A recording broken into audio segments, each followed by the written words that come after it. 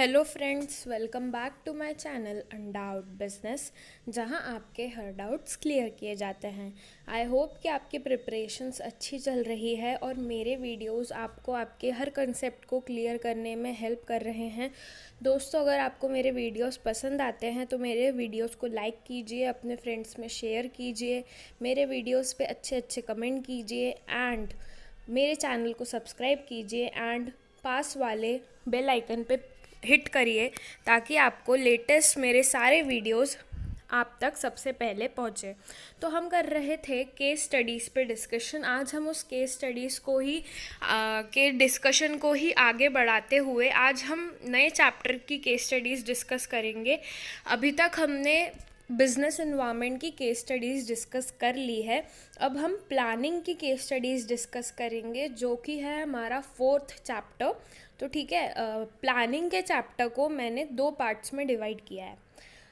जो part A है, यानी कि आज का जो हमारा पार्ट है वीडियो रहेगा, वो रहेगा बेसिक्स ऑफ प्लानिंग पे। यानी कि जितनी भी केस स्टडीज़ है बेसिक्स ऑफ प्लानिंग से रिलेटेड है, उसको मैंने ए पार्ट में रखा है। और जो सेकंड पार्ट होगा हमारा, उसमें हम डिस्कस करेंगे अबाउट टाइप्स ऑफ प्लान्स के बारे में, जैसे कि ऑब्जेक्टिव, स्ट्रैटेजी। हमने जितने भी टाइप्स ऑफ प्लान्स पढ़े थे उस बेसिस पे हमारे पास जो भी केस स्टडीज़ होंगी हम उसे पार्ट बी में डिस्कस करेंगे। So this is the part A of case studies on planning chapter. तो आइए शुरू करते हैं। हाँ, तो फर्स्ट क्वेश्चन कहता है, Saurabh decided to start a chocolate manufacturing business. ठीक है, Saurabh decided to start a chocolate manufacturing business. दोस्तों, लॉकडाउन के टाइम पे चॉकलेट का नाम सुनते ही मज़ा आ जाता है, बस चॉकलेट की दुनिया में चले जाते हैं। तो मतलब इस क्वेश्चन में ये है कि सौरभ जी ने डिसाइड किया है कि चॉकलेट मैन्युफैक्चरिंग बिजनेस वो शुरू करेंगे। ठीक है, he set the target of earning 10% profit on sales in the first year. इनका टारगेट क्या है कि जो फर्स्ट ईयर में इनकी जितनी भी सेल्स होगी उस पर उन्हें 10% प्रॉफिट कमाना है। तो as a good businessman he was concerned about the future of the business. तो हर बिजनेसमैन अपने बिजनेस के बारे में सोचता है, उसके फ्यूचर के बारे में सोचता है। वैसे ही सौरभ जी ने भी किया, लेकिन फ्यूचर कैसा है, अनसर्टन है। दोस्तों, ये प्लानिंग का एक फीचर है, लेकिन प्लानिंग जो है वो आपके सिलेबस में नहीं है। प्लानिंग के जो फीचर्स है वो आपके सिलेबस में नहीं है। और प्लानिंग का ये फीचर होता है कि प्लानिंग हमेशा फ्यूचरिस्टिक होती है, यानी कि प्लानिंग जो हम करते हैं वो हमेशा फ्यूचर के लिए करते हैं। पास्ट में जो इवेंट्स हो चुके हैं उनके लिए हम कभी भी प्लानिंग नहीं करते हैं। ठीक है, तो सौरभ जी ने भी क्या करा है, वो अपने बिजनेस के फ्यूचर को लेके बहुत ही कंसर्न्ड है, लेकिन फ्यूचर कैसा है, अनसर्टन है। He gathered information that the demand for chocolates is increasing day by day. उन्होंने कुछ इन्फॉर्मेशन गैदर की है और उन्होंने ये पता किया है कि चॉकलेट्स की जो डिमांड है वो डे बाय डे इंक्रीज हो रही है। He use this information as a base for future planning and shared with his team. तो ये जो इन्फॉर्मेशन थी उन्होंने फ्यूचर प्लानिंग के लिए, जैसे कि मैंने आपको अभी बताया कि हमेशा प्लानिंग हम लोग फ्यूचर के लिए करते हैं। ठीक है, तो फ्यूचर प्लानिंग के लिए ये इन्फॉर्मेशन सौरभ जी ने और उनकी टीम ने यूज़ करी। On the basis of the gathered information, he scheduled a meeting in the following week to find out innovative ways to achieve the objectives. तो उन्होंने इस बेसिस पे इस इंफॉर्मेशन को और अच्छी तरह से डिस्कस करने के लिए उन्होंने एक मीटिंग बुलाई है, जिससे कि वो इनका जो ऑब्जेक्टिव है उसे वो अचीव कर सके। किस तरह से वो अचीव करेंगे, किस तरह से सारा ऑब्जेक्टिव होगा, क्या कैसे अचीवमेंट होगा, ये सारी बातें उस मीटिंग में की जाएगी। ऐसी मीटिंग उन्होंने बुलाई है। दोस्तों, यहाँ पे ऑब्जेक्टिव क्या है सौरभ जी का, कि उन्होंने फर्स्ट ईयर में जितना भी सेल्स होना है उस पर 10% प्रॉफिट कमाना है। ये इनका बेसिक ऑब्जेक्टिव है। तो ये जो इन्होंने इन्फॉर्मेशन गैदर की है उस पर ये लोग डिस्कशन करने वाले हैं। तो list the first 2 steps which have been followed by Saurabh that are related to the process of one of the functions of management. तो दोस्तों यहाँ पर हमें ये तो पता चल रहा है कि इन्होंने एक चॉकलेट मैन्युफैक्चरिंग बिजनेस खोलना है, तो कहीं ना कहीं इस बिज़नेस को खोलने के लिए इनको प्लानिंग की ज़रूरत होगी। तो यहाँ पे फंक्शन कौन सा परफॉर्म हो रहा है, प्लानिंग का, ठीक है। और जैसे कि आपको पता ही है, हम केस स्टडीज़ किस पे डिस्कस कर रहे हैं, प्लानिंग पे। लेकिन एग्ज़ाम में ऐसा नहीं होगा, एग्ज़ामिनर आपको डिस्क्लेमर नहीं देने वाला है केस स्टडीज़। जब आप केस स्टडीज़ सॉल्व करोगे तो आपको ना डिस्क्लेमर नहीं मिलने वाला है कि अब हम प्लानिंग की केस स्टडीज़ डिस्कस करने जा रहे हैं। तो जब आप क्वेश्चन पढ़ोगे तो आपको समझ आना चाहिए कि कौन सा चैप्टर है, कौन सा कंसेप्ट है। तो इसीलिए केस स्टडीज़ पे ज़्यादा अच्छी तरह से फोकस कीजिएगा, ठीक है। केस स्टडीज़ बिजनेस स्टडीज़ में आती ही रहती है। और यहाँ पे जो क्वेश्चन है उसमें हमें एक वर्ड भी दिख गया जिससे कि हमने फंक्शन ऑफ मैनेजमेंट आइडेंटिफाई किया। देखो दोस्तों, यहाँ पे लिखा हुआ है ना, future planning as a base for future planning. तो कहीं ना कहीं हमें ये पता चल चुका है कि यहाँ पर कौन सा फंक्शन ऑफ मैनेजमेंट है, प्लानिंग है। तो हमें फंक्शन ऑफ मैनेजमेंट प्लानिंग है, तो अब हमें बात करनी है कि जो प्लानिंग प्रोसेस है, ठीक है, जो प्लानिंग प्रोसेस है उसकी फर्स्ट 2 स्टेप्स कौन सी यहाँ पे हो चुकी है। तो यहाँ पे जैसे कि मैंने आपको बताया कि इन्होंने अपना एक ऑब्जेक्टिव सेट कर लिया है।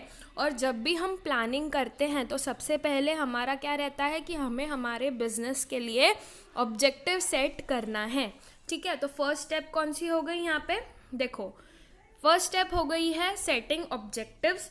और इन्होंने क्या करा है, जो इन्फॉर्मेशन गैदर की है उसके बेसिस पे वो लोग फ्यूचर प्लानिंग भी करने वाले हैं। तो फ्यूचर प्लानिंग करना मतलब कि फ्यूचर के लिए, फ्यूचर में कैसे काम करेगा अपना बिजनेस, ये देखने के लिए उन्होंने कुछ अजम्पशंस लगाने हैं। उस मीटिंग जो होगी उनकी मीटिंग, उसमें वो लोग ये अजम्पशंस करेंगे। तो यहाँ पर क्या है, यहाँ पे जो सेकेंड स्टेप है, सबसे पहले तो ऑब्जेक्टिव सेट हो गया, फिर उसके बाद डेवलपिंग प्रीमाइसेस। यहाँ पे प्रीमाइसेस का मतलब होता है अजम्पशंस। जो हम फ्यूचर के लिए अजम्पशंस लगाते हैं उन्हें हम कहते हैं प्रीमाइसेस। तो ये जो मीटिंग करेंगे, इनकी टीम जो मीटिंग करेगी उसमें वो लोग अजम्पशंस करेंगे कि किस तरह से फ्यूचर में काम होगा इस मैन्युफैक्चरिंग बिजनेस का, ठीक है। तो ये 2 स्टेप्स हैं जो कि इस क्वेश्चन में हैं, इस केस स्टडी में दिख रही है कि सौरभ जी ने सबसे पहले एक ऑब्जेक्टिव सेट किया है एंड उसके बेसिस पे जो उन्होंने इन्फॉर्मेशन गैदर की है उस बेसिस पे वो फ्यूचर के लिए अजम्पशंस करेंगे ताकि उनको प्लानिंग में हेल्प हो, ठीक है। तो ये क्वेश्चन आई होप आपको क्लियर है दोस्तों। यहाँ पे चॉकलेट की बात चल रही थी, तो चॉकलेट के, चलिए लॉकडाउन में चॉकलेट के दर्शन कर लीजिए। चॉकलेट की कोई आरती वारती हो तो वो भी गा लीजिए, ओम चॉकलेट देवता, ऐसा कुछ, ठीक है। तो आई होप कि आपको ये क्वेश्चन क्लियर है। यहाँ पर हमने बात की दोस्तों कि प्लानिंग फंक्शन, यहाँ पर हमने आइडेंटिफाई किया कि कौन सा फंक्शन ऑफ मैनेजमेंट है एंड हमने यहाँ पे बात की कि प्लानिंग प्रोसेस की बात की, प्लानिंग प्रोसेस में यहाँ पे कौन सी स्टेप फॉलो की गई है हमें ये बताना था। तो आई होप आपको ये क्वेश्चन क्लियर है। अगर नहीं क्लियर है तो एक बार और इस क्वेश्चन को देख लीजिएगा, ठीक है, वीडियो को पॉज कर सकते हैं। तो चलिए अब हम बात करते हैं सेकंड क्वेश्चन की। सेकंड क्वेश्चन कहता है it is deciding in advance what to do and how to do. ये तो कहीं ना कहीं उसने शुरुआत में ही बता दिया। जब हमने प्लानिंग की डेफिनेशन पढ़ी थी तो हमने यही पढ़ी थी कि हम लोग क्या करते हैं, प्लानिंग में पहले से ही डिसाइड करके रख लेते हैं, डिसाइडिंग इन एडवांस, पहले से ही डिसाइड करके रख लेते हैं कि क्या करना है और कैसे करना है। It is one of the basic managerial function, और इसने ये भी बता दिया है कि बेसिक मैनेजरियल फंक्शन है, यानी कि इस फंक्शन के अलावा कोई भी फंक्शन नहीं किया जा सकता। It requires that before doing something, the manager must formulate an idea of how to work on a particular task. किसी भी काम को करने से पहले मैनेजर को ये कर लेना चाहिए, एक आइडिया फॉर्म कर लेना चाहिए, जिससे कि उसे पता चल सके कि किस तरह से कोई भी काम करना है। The function is closely connected with creativity and innovation, ठीक है। It seeks to bridge the gap between where we are and where we want to go and is performed at all levels of management. ये जो function है ये pervasive है, pervasive यानी ऐसा function जो कि हर लेवल ऑफ मैनेजमेंट पे, चाहे वो टॉप लेवल हो, मिडिल लेवल हो, बॉटम लेवल हो, हर लेवल ऑफ मैनेजमेंट पे ये होता है। एंड इसमें क्या होता है, क्रिएटिविटी और इनोवेशन की ज़रूरत होती है। तो state the function discussed about. दोस्तों जब हम ये क्वेश्चंस का आंसर देते हैं who, when, what, why, where, how, तो हम कौन से फंक्शन की बात करते हैं दोस्तों। यहाँ पे तो इन्होंने बहुत सारे ऐसे फीचर्स बता दिए हैं प्लानिंग के। हालांकि फीचर्स ऑफ प्लानिंग आपके सिलेबस में नहीं है, लेकिन जो यहाँ केस स्टडी की जो फर्स्ट लाइन है उससे हमें ये पता चलता है कि ये प्लानिंग है, क्योंकि हमने यही सिमिलर डेफिनेशन, यही डेफिनेशन प्लानिंग की हमने डिस्कस की थी। और दोस्तों प्लानिंग में क्या होता है, हम हर चीज़ पहले से ही डिसाइड कर लेते हैं एंड इसमें क्रिएटिविटी, इमेजिनेशन की भी ज़रूरत होती है, इनोवेशन की भी ज़रूरत होती है। आज हम जहाँ खड़े हैं और हमें कहाँ पहुँचना है ये हमें किसके थ्रू पता चलेगा, प्लानिंग करके पता चलेगा, ठीक है। तो यहाँ पे कौन सा फंक्शन हुआ दोस्तों, प्लानिंग फंक्शन हुआ। वैसे ही मैंने आपको बताया ही है कि यहाँ पर एग्जामिनर आपको कोई डिस्क्लेमर नहीं देने वाला है, तो आपको हर कंसेप्ट अच्छी तरह से याद होना चाहिए। चलो अगर मैं ये नहीं भी बताती है या ये इमेज नहीं भी देती तो भी आपको पता चलना चाहिए कि कौन सा चैप्टर है, कौन सा फंक्शन है, ठीक है। तो हर कंसेप्ट को अच्छी तरह से आप याद करके जाइएगा, अंडरस्टैंड करके जाइएगा, और आई होप कि मेरे वीडियोस इसको इस हर कंसेप्ट को क्लियर करने में आपकी हेल्प करेंगे। तो यहाँ पे हम आगे बढ़ते हुए अब डिस्कस करते हैं कि यहाँ पे कौन सा फंक्शन है, प्लानिंग फंक्शन। और एक्सप्लेन एनी 5 इम्पोर्टेंस, मतलब यहाँ पर हमें प्लानिंग की इम्पोर्टेंस भी बतानी है। तो मैंने यहाँ पे कुछ लिस्ट बना दी है, 5 पॉइंट्स यहाँ पर बताने थे, तो मैंने इसकी लिस्ट बना दी है। आप इसे एलोबरेट करके अपनी लैंग्वेज में लिख सकते हैं। तो पहला है प्लानिंग प्रोवाइड्स डायरेक्शन। हाँ जी, ये प्रोवाइड करता है डायरेक्शन। आप अपने लैंग्वेज में से लिखिएगा। Planning reduces the risk of uncertainties. हाँ। Planning facilitates decision making. हाँ। Planning promotes innovative ideas. हाँ। Planning reduces wasteful activities. हाँ। तो ये सारे इम्पोर्टेंस है, इस वजह से प्लानिंग इम्पोर्टेंट होती है किसी भी ऑर्गेनाइजेशन में। तो आई होप आप इसे एलोबरेट कर सकते हैं, या अगर इन पॉइंट्स के अलावा आपको कोई और भी पॉइंट्स लिखना है तो आप लिख सकते हैं, ठीक है। और अगर आपको पर्टिकुलर किसी भी पॉइंट का आपको एक्सप्लेनेशन चाहिए तो मुझे आप कमेंट बॉक्स में बता दीजिएगा, मैं उसका एक्सप्लेनेशन आपको प्रोवाइड करा दूंगी। तो आई होप कि आपको ये सेकंड क्वेश्चन क्लियर है। इसमें डायरेक्ट पूछा गया था कि it is deciding in advance, यानी कि यहाँ पर प्लानिंग है, ठीक है। आई होप आपको क्लियर है एंड आप इसे, ये जो पॉइंट्स है इसे आप एलोबरेट कर सकते हैं। अगर नहीं कर सकते तो आप मुझे कमेंट बॉक्स में बता दीजिएगा, मैं इसका एक्सप्लेनेशन आपको कमेंट बॉक्स में लिख के भेज दूंगी, ठीक है। सो आइए अब थर्ड क्वेश्चन पे चलते हैं। A company is manufacturing garments. The manager wants to increase profits by purchasing new high speed machines और इंक्रीजिंग द सेल प्राइस और using waste materials in manufacturing stuff toys. तो यहाँ पे जो कंपनी है वो चाह रही है स्टफ टॉयज़ प्रोड्यूस करना, यानी कि टेडी बियर, डोरेमोन, छोटा भीम, मिक्की माउस, नोबिता, ठीक है। तो ये सारे स्टफ टॉयज़ वो प्रोड्यूस करना चाहती है, मैन्युफैक्चर करना चाहती है। तो यहाँ पे मैनेजर का ऑब्जेक्टिव क्या है कि उसे अपने प्रॉफिट्स को इंक्रीज़ करना है। तो वो 3 वेज से कर सकता है। यहाँ पे मुझे 3 अल्टरनेटिव्स दिख रहे हैं ऑब्जेक्टिव को अचीव करने के लिए। सबसे पहले या तो वो हाई स्पीड मशीनरी परचेस कर लेगा, या जो टॉयज़ को बेचने का सेल प्राइस है, जो उसका सेलिंग प्राइस है वो इंक्रीज़ कर लेगा, या वेस्ट मटेरियल का यूज़ करेगा टॉयज़ का मैन्युफैक्चरिंग करने के लिए। He said that using waste material is the best solution for him. तो इन तीनों अल्टरनेटिव्स में से third alternative using waste material manager को लगता है कि बेस्ट सॉल्यूशन है। Identify the concept of management involve. दोस्तों हमने जो प्लानिंग की प्रोसेस पढ़ी थी उसमें पढ़ा था कि सबसे पहले तो हम ऑब्जेक्टिव सेट करते हैं, फिर उसके बाद क्या करते हैं, फ्यूचर के लिए कुछ अजम्पशंस बनाते हैं, फिर ऑब्जेक्टिव को देखते हुए हम अल्टरनेटिव्स को लिस्ट करते हैं जिससे कि हम उस ऑब्जेक्टिव को अचीव कर सकें। तो यहाँ पर मुझे यही लग रहा है कि मैनेजर ने क्या किया है, 3 अल्टरनेटिव्स लिस्ट करे हैं, आइडेंटिफाई करे हैं, जिससे कि वो अपना ऑब्जेक्टिव क्या है दोस्तों, प्रॉफिट्स इंक्रीज करना। तो इस ऑब्जेक्टिव को अचीव करने के लिए इन्होंने 3 हमारे अल्टरनेटिव्स लिस्ट किए हैं, या तो high speed machinery, increasing sale price, या यूजिंग वेस्ट मटेरियल। तो कहीं ना कहीं यहाँ पर कौन सा कंसेप्ट होगा दोस्तों, पहला तो हो गया कि इन्होंने अल्टरनेटिव्स को लिस्ट किया है। तो अभी मैं क्या डिस्कस कर रही हूँ यहाँ पे मैं प्लानिंग प्रोसेस डिस्कस कर रही हूँ।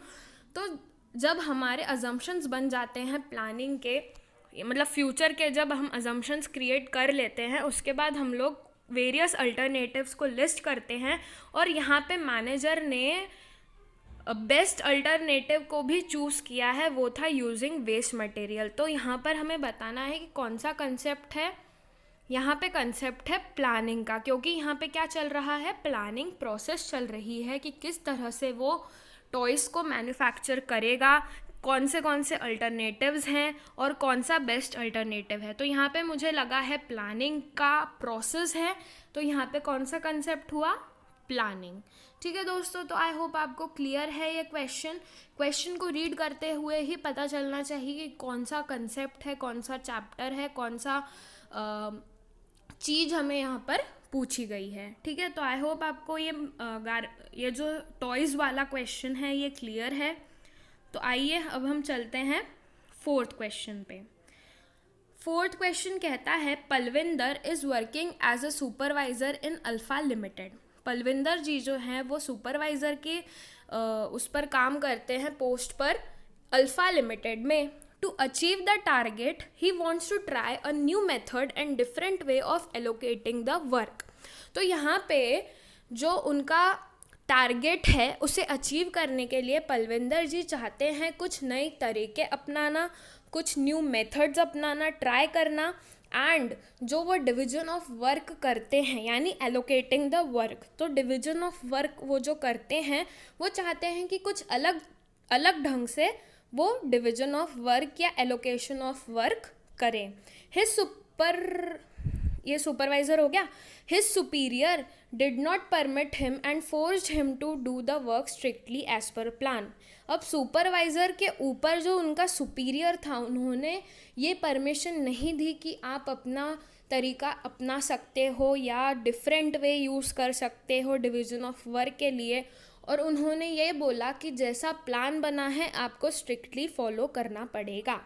तो name the limitation of planning indicated in the case. कहीं ना कहीं यहाँ पे पलविंदर जी क्या चाह रहे हैं, कुछ नया बनाना, कुछ नया ट्राई करना, लेकिन इनके सुपीरियर थे उन्होंने परमिशन नहीं दी। तो यहाँ कहीं ना कहीं जो इन्होंने प्लानिंग की होगी उसकी कहीं ना कहीं कोई लिमिटेशन नज़र आ रही है।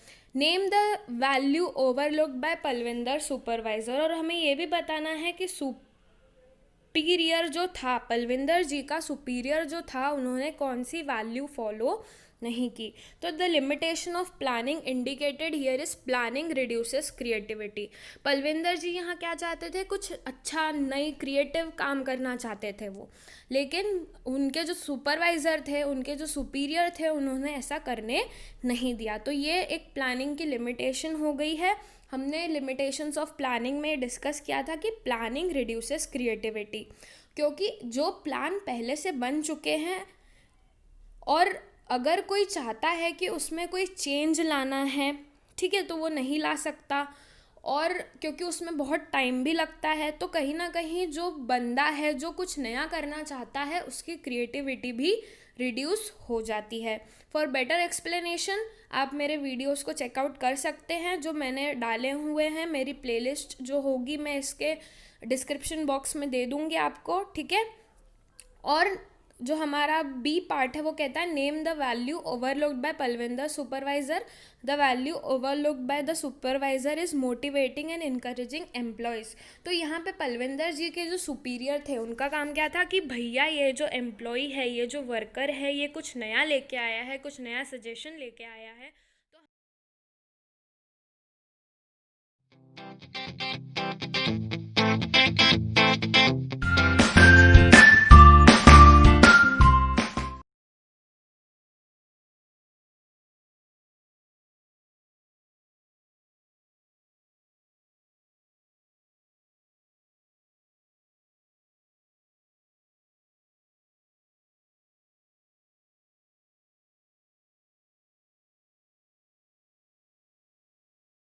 हमें इसको मोटिवेट करना चाहिए, इसे इनकरेज करना चाहिए, क्योंकि उसने खुद ने इनिशिएटिव लिया है। लेकिन क्या सुपीरियर ने ऐसा कुछ किया? यहाँ पर तो उन्होंने परमिशन नहीं दी और जैसा प्लान था वैसे काम करने को कहा। तो यहाँ पर ये वाली वैल्यू ओवरलुक हुई है कि जहाँ पर पलविंदर जी के सुपरवाइज़र को उनको इनकरेज करना चाहिए था, उन्होंने इनकरेज नहीं किया।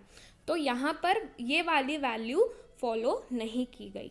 आई होप आपको क्लियर है दोस्तों क्वेश्चन। चलिए अब नेक्स्ट क्वेश्चन पे चलते हैं। State the main aspects in the concept of planning. Main aspects in the concept of planning, ये जो क्वेश्चन है दोस्तों, ये सैम्पल पेपर में आ चुका है एक बार, ठीक है। तो ये कह रहा है कि main aspects in the concept of planning, यानी कि जब भी हम कोई प्लान बनाने को बैठते हैं, ठीक है, तो हमें कौन सी चीज़ें हैं जो हमें ध्यान में रखनी चाहिए, हमें ये बताना है यहाँ पर। ये जनरली हो सकता है कि डायरेक्ट क्वेश्चन आ जाए, ठीक है। तो main aspects in the concept of planning, यानी कि जब भी हम प्लानिंग करते हैं तो हमें क्या क्या चीज़ों का ध्यान रखना चाहिए। पहले तो ऐसा ऑब्जेक्टिव बनाना चाहिए जो कि स्मार्ट हो। स्मार्ट ऑब्जेक्टिव यानी कि specific, measurable, attainable, reliable and time bound, या रेलेवेंट भी आप इसे कह सकते हैं।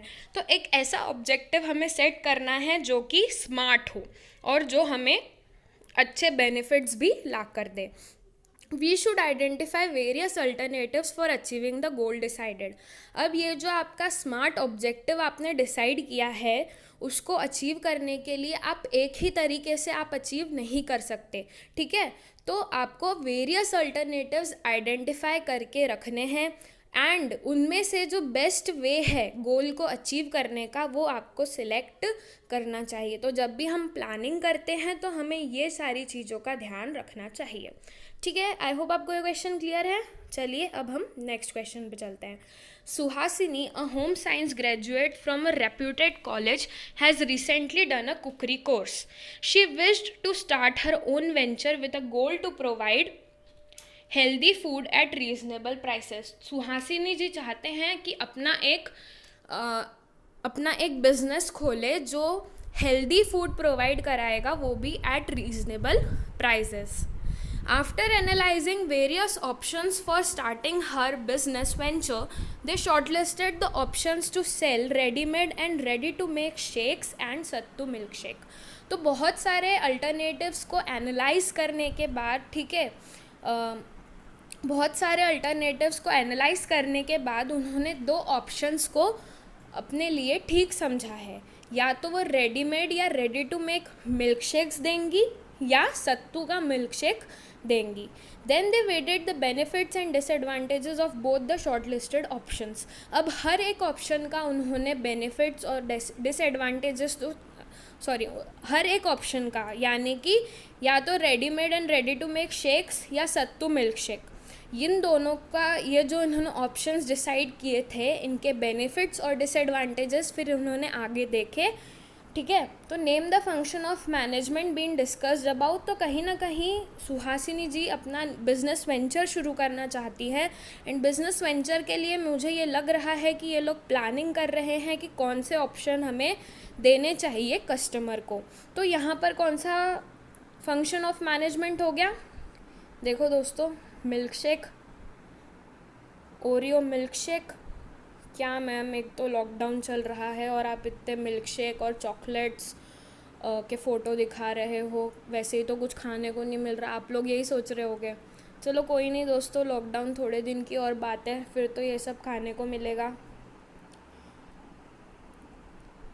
चलिए, तो यहाँ पे कौन सा फंक्शन ऑफ मैनेजमेंट डिस्कस हुआ है? यहाँ पर सुहासिनी जी अपने बिजनेस वेंचर के लिए प्लानिंग कर रही हैं, ठीक है। और यहाँ पर हमें ये भी लिस्ट करना है कि discuss any 3 limitations of function discussed. तो हमें ये तो पता चल गया है यहाँ पे कि ये यहाँ पर प्लानिंग कर रही हैं, तो हमें प्लानिंग फंक्शन के जो लिमिटेशंस हैं उन्हें बताना है।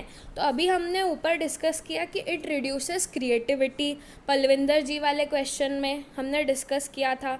It involves huge cost, planning करने में बहुत कॉस्ट लगती है, इसीलिए जल्दी जो प्लान्स हमारे बनते हैं वो हम चेंज नहीं कर सकते, क्योंकि प्लानिंग में बहुत कॉस्ट लगती है, ठीक है। तो आप कोई भी लिमिटेशंस लिख सकते हो, कोई इशू नहीं है। मैंने ये 2 लिमिटेशंस जो हैं ये लिस्ट करे हैं, इसे आप एलोब्रेट करके लिख दीजिएगा। और अगर आपको कोई भी पॉइंट में दिक्कत आ रही हो तो मुझे उसके बारे में कमेंट बॉक्स में बताइएगा, तो मैं उसका एक्सप्लेनेशन आपको कमेंट करके बता दूँगी, ठीक है।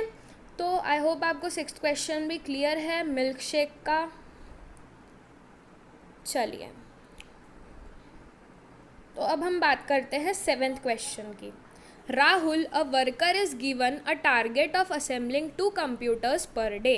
तो राहुल जो एक वर्कर है उनको क्या टारगेट दिया गया है कि वो हर दिन 2 कंप्यूटर्स के पार्ट्स, 2 कंप्यूटर के जो पार्ट्स होते हैं ना उनको असेंबल करना है, ठीक है, साथ में लाना है।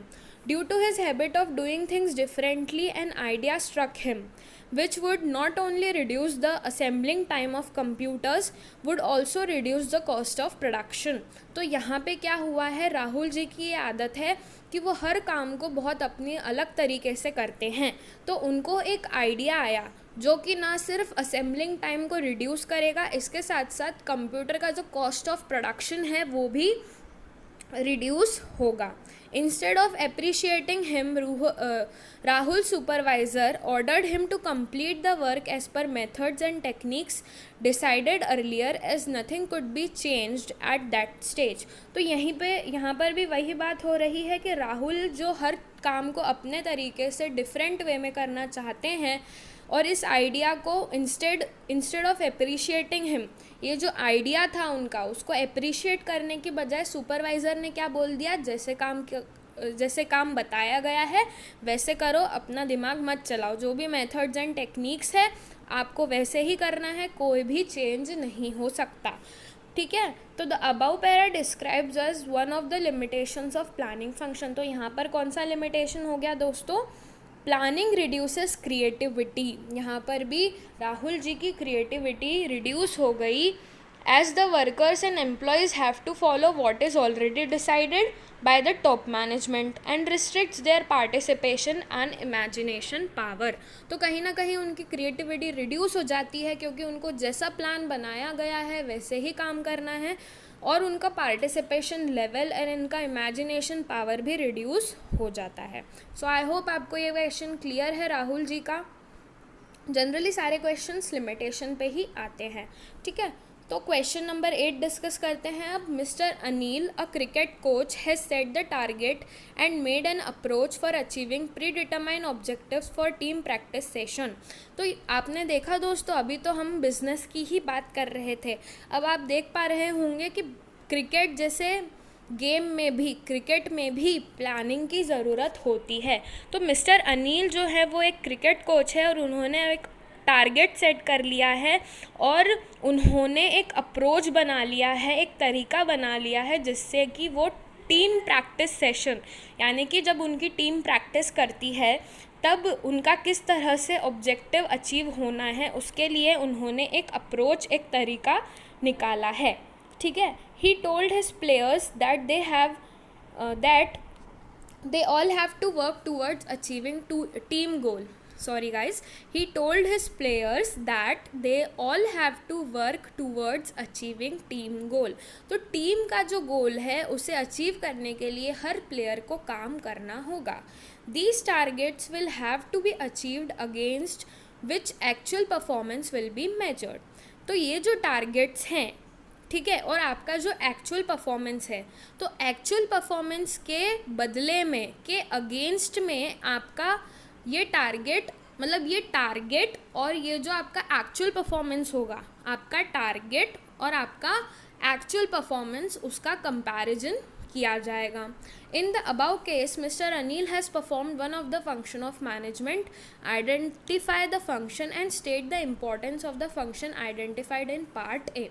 तो यहाँ पे कहीं ना कहीं क्या है, टारगेट सेट हो रहा है, ठीक है, फिर कहीं ना कहीं किस तरह से वो अचीव होना है ये भी डिसाइड हो रहा है, फिर एक्चुअल परफॉर्मेंस और टारगेट का कंपैरिजन भी होना है. तो यहाँ पर कौन सा फंक्शन हो गया, planning function is performed by mister Anil. और इम्पॉर्टेंस क्या हो गया, planning provides direction, it establishes standards for controlling. यहाँ पर जो मैंने आपको बताया ना कि एक्चुअल परफॉर्मेंस और जो अपना टारगेट है उसके बीच में कंपैरिजन होना है, तो कंट्रोलिंग में भी यही होता है दोस्तों कि जो आपका एक्चुअल परफॉर्मेंस है उससे और टारगेट से, उनके बीच में कंपैरिजन करके देखा जाता है कि आपका गोल कितना दूर रह गया था. ठीक है, तो यहाँ पर सबसे पहले तो it provides direction and it establishes standards for controlling. I hope आप इसे एलोबरेट करके लिख सकते हैं. ठीक है, आई होप आपको ये क्वेश्चन क्लियर है क्रिकेट वाला. कंसेप्ट्स पे ध्यान दीजिए दोस्तों, केस स्टडी सॉल्व करना बहुत ईजी है. ठीक है, तो आते हैं अब क्वेश्चन नंबर 9 पे. Superfine Rice Limited has a largest share of 55% in the market. तो मार्केट में इनका शेयर कितना है, 55% का है. The company's policy is to sell only for cash. तो यहाँ पे कंपनी जो राइस सेल करती है वो सिर्फ नगद बेसिस पे करती है, कैश बेसिस पे करती है. In 2015, for the first time, company's first position is threatened because other companies started selling rice on credit.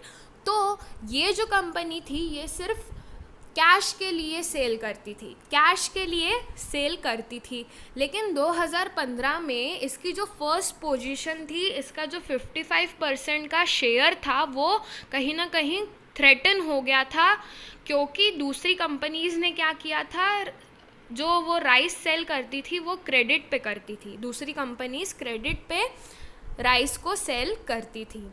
But the managers of the company continue to rely on its previously tried and tested successful plans. लेकिन Superfine के जो managers थे उन्होंने अपने plans को change नहीं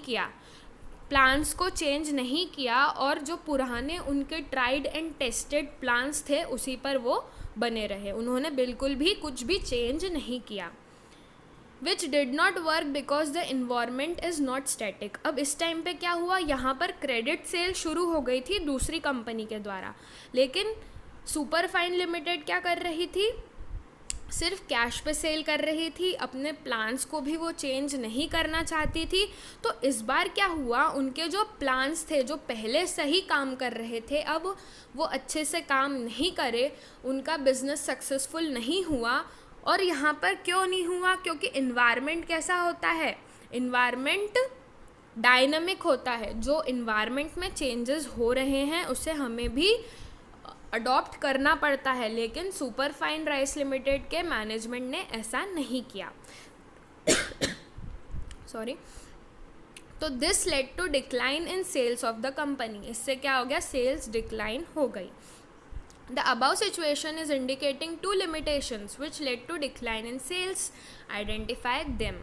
तो यहाँ पर सबसे पहले तो क्या हुआ, इन्वायरमेंट के हिसाब से सुपरफाइन के मैनेजमेंट ने काम नहीं किया, तो ये एक लिमिटेशन हो गई. प्लानिंग करते टाइम यहाँ पर क्या होता है, प्लानिंग करते टाइम जैसे इन्वायरमेंट में चेंजेस होते हैं वैसे हमें भी करना चाहिए, लेकिन सुपरफाइन के मैनेजमेंट ने ऐसा नहीं किया. तो ये एक लिमिटेशन हो गया कि प्लानिंग में not work in a dynamic environment. Environment जो होता है वो हमेशा चेंजिंग होता है, उस हिसाब से हमें अडॉप्टेशन करना पड़ता है, लेकिन क्या हुआ, सुपरफाइन ने नहीं किया. और यहाँ पे सुपरफाइन ने अपने प्लान्स को भी चेंज नहीं किया, और जो पहले से उनके प्लान चले आ रहे थे उन्होंने उसी पे रिलायंस रखा, उन्होंने बिल्कुल चेंज नहीं किया. तो ऐसा ज़रूरी नहीं कि जो पहले आपके प्लान चल रहे थे और जो आपको सक्सेस मिल रही थी, बिकॉज ऑफ चेंजिंग इन्वायरमेंट उसका इफ़ेक्ट भी अलग हो सकता है। तो planning does not guarantee success. Planning हमेशा इन्वायरमेंट के अकॉर्डिंग होनी चाहिए, तभी काम करेगी, नहीं तो नहीं करेगी। और हमेशा सक्सेस मिले ऐसा ज़रूरी नहीं है। ठीक है, आई होप आपको ये क्वेश्चन क्लियर है। तो दो कौन से लिमिटेशन हो गए? It does not guarantee success and may not work in a dynamic environment. तो चलिए अब 10th क्वेश्चन की बात कर लेते हैं। जोश लिमिटेड, हाउ इज़ द जोश? Hi sir. ओके, तो जोश limited is one of the largest two-wheeler manufacturing company in India. It has a market share of about 42% in two-wheeler category. The company has witnessed almost 35% drop in the booking as the currency crunch was prompting people to withhold new purchases due to demonetization. तो demonetisation हुआ था, आपको सभी को पता है। तो ये जो टू व्हीलर कंपनी थी, इसकी बुकिंग में जो लोग आते हैं और अपनी गाड़ियों की बुकिंग कराते हैं, ड्यू टू डीमोनेटाइजेशन इसकी बुकिंग्स में क्या हुआ, 35% का ड्रॉप हुआ। क्योंकि ये जो करेंसी क्रंच यानी कि आपको पता ही है कि डिमोनेटाइजेशन के टाइम पे जो करेंसी है वो इतनी जल्दी मिल नहीं रही थी। तो करेंसी ना होने की वजह से क्या हुआ, लोगों ने अपनी परचेसेस रोक के रखी। देखो, currency crunch was prompting people to withhold new purchases, यानी कि डिमोनेटाइजेशन की वजह से जो करेंसी नहीं मिल रही थी उसकी वजह से लोग अपने परचेसेस को रोक के रखे हुए थे कि अभी नहीं परचेस करना, बाद में कभी कर लेंगे। तो उसकी वजह से कंपनी का 35% ड्रॉप हो गया बुकिंग में। ठीक है, उतना गिर गया। तो therefore the production manager decided to align production due to slower sales. तो कहीं ना कहीं उन्होंने क्या करा, प्रोडक्शन को कम करा, क्योंकि सेल्स कैसी हो रही थी, धीरे हो रही थी, क्योंकि लोग परचेस नहीं कर रहे थे। तो identify and explain the function of management discussed in the above lines and which limitation of function of management identified in a was the manager trying to overcome due to demonetisation. तो यहाँ पे planning function of management is been performed by the manager in this case study, है ना। the manager is trying to overcome following limitations: rigidity and planning may not work in a dynamic environment। अब इनका plan क्या हुआ होगा दोस्तों कि demonetisation अगर नहीं होता तो इनकी क्या होती, अच्छी सेल्स हो जाती, लेकिन ऐसा नहीं हुआ। तो इन्होंने जैसा प्लान बना के रखा था वैसे तो कुछ हुआ ही नहीं। तो यानी कि प्लानिंग में not work in a dynamic environment and rigidity कहीं ना कहीं आ गई। डीमोनेटाइजेशन की वजह से क्या हुआ, करेंसी नहीं मिल रही थी, तो कहीं ना कहीं इकोनॉमी में रिजिडिटी आ गई। तो ये जो मैनेजर चाह रहे थे कि प्रोडक्शन को थोड़ा हम कम कर दे, तो ये he was trying to overcome that limitation कि पहला तो rigidity and it may not work in a dynamic environment. So I hope आपको क्लियर है। चलिए, तो अब हम बात करते हैं 11th क्वेश्चन की। Rahul decided to start a desert cooler manufacturing business. He sets the target of earning 20% profit on sales in the first year. यहाँ पर भी राहुल ने क्या करा, डेजर्ट कूलर मैन्युफैक्चरिंग बिजनेस शुरू करना है। टारगेट क्या है, 20% प्रॉफिट कमाना है फर्स्ट ईयर में। He was very much concern about the future prospects of the business which was uncertain. यहाँ पर अभी मैंने आपको ऊपर बताया था सौरभ जी के क्वेश्चन में, वैसे ही बात है यहाँ पर भी। For this he gathered information from the potential market. Potential market मतलब कि कौन सा जो उसका टारगेट मार्केट है, राहुल जी का जो टारगेट मार्केट है जहाँ पर उन्हें डेजर्ट कूलर सेल करना है, वहाँ से उन्होंने इन्फॉर्मेशन गैदर की। टारगेट मार्केट बोल लो या पोटेंशियल मार्केट बोल लो, ठीक है, एक ही बात है। And analyse that demand for wall mounted coolers is increasing day by day. तो ये जो अपनी दीवारों पे जो कूलर्स होते हैं ना, उसकी डिमांड बढ़ रही थी। He use this information as base for future planning. तो यहाँ पर सौरभ जी के केस में क्या हुआ था, उन्होंने ये पता करा था कि चॉकलेट की डिमांड इंक्रीज हो रही है, और यहाँ पर राहुल जी ने क्या पता करा कि वॉल माउंटेड कूलर्स की जो डिमांड है वो इंक्रीज़ हो रही है। और सिमिलरली इन्होंने भी फ्यूचर प्लानिंग के लिए इस इंफॉर्मेशन को यूज़ किया। On the basis of the information gathered he called a meeting in the following week to find new methods to achieve the objective. Same वही क्वेश्चन है, ठीक है. तो identify the function of management. यहाँ पर क्या हुआ, function of management here is planning, और enumerate the next 2 steps which have to be followed by Rahul. यहाँ पर उन्होंने क्या पूछा था सौरभ जी वाले क्वेश्चन में कि कौन सी उन्होंने फॉलो कर ली है, और अब इस क्वेश्चन में पूछा गया है कि कौन सी उन्हें अब फॉलो करनी है, कर ली है एंड करनी है, ठीक है.